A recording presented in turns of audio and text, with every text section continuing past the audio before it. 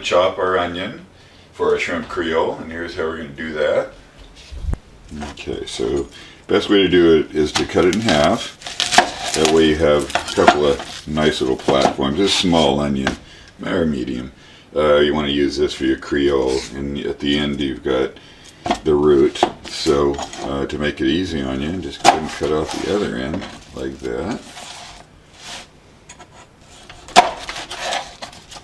Just like that. And just go ahead and peel this off.